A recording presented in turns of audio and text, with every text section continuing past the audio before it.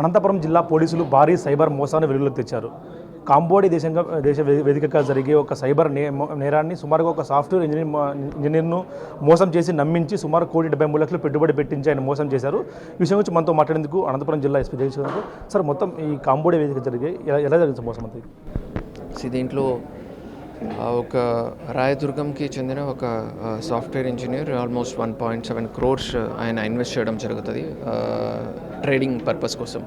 So దాంట్లో అతనికి ఫర్దర్గా విత్డ్రాల్ ఆప్షన్ లేనప్పుడు ఆయన దాన్ని మాకు రిపోర్ట్ చేయడం జరిగింది.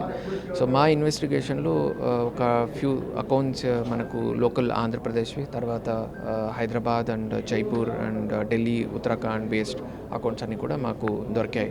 సో దాంట్లో సోఫార్ మనం 5 మంది ముద్దాయిల్ని కూడా అరెస్ట్ చేసి వాళ్ళ దగ్గర నుంచి 41 lakhs amount and cell phones and ATM cards and SIM cards, Reuters ఇవన్నీ కూడా మేము సీజ్ చేయడం జరిగింది. అంటే వీళ్ళు మొత్తం చదువుకున్నారు సార్? వీళ్ళు చదువుకున్నారా లేదంటే ఏమన్నా వేరే పని చేసేవాళ్ళు? దీంట్లో ఒకరు మాత్రమే MBA చేసి ఉన్నారు, మిగతా అందరూ కూడా అంత పెద్ద ఎడ్యుకేషన్ లేని వాళ్ళే. అయితే ఈ మెయిన్ ఆపరేటర్స్ అనేవాళ్ళు వీళ్ళందరూ కూడా ఒక అకౌంట్ సప్లై చేసి మధ్యలో చైన్లో ఉన్న వాళ్ళే.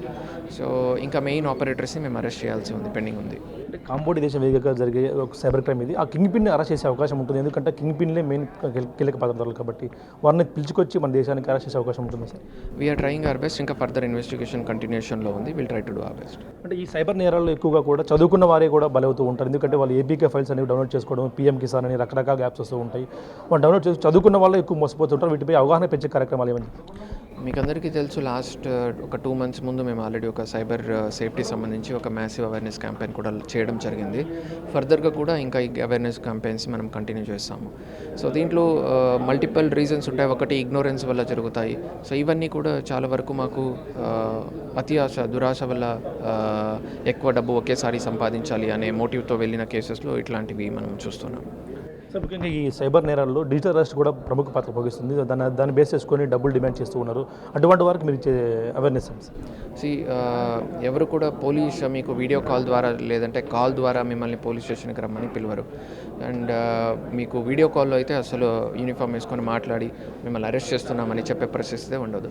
సో మనకు చాలా వరకు common sense and presence of mind అనేది చాలా అవసరం. ఇట్లాంటి ఇన్సిడెన్సెస్లో ఏదైనా కాల్ వచ్చింది, మీ అబ్బాయికి వచ్చింది లేదా మీ అమ్మాయికి అరెస్ట్ చేస్తున్నాము లేదా మీ క్లోజ్ ఫ్రెండ్స్ని అరెస్ట్ చేస్తున్నామని వచ్చినప్పుడు సింపుల్ వాళ్ళకి ఒక కాల్ చేసి చూసి మీరు కన్ఫర్మ్ చేసుకుంటే ఇష్యూ క్లియర్ అయిపోతుంది.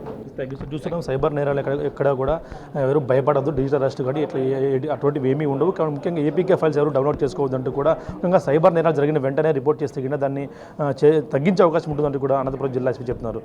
Video Prasad, big TV, Anantapuram నుంచి.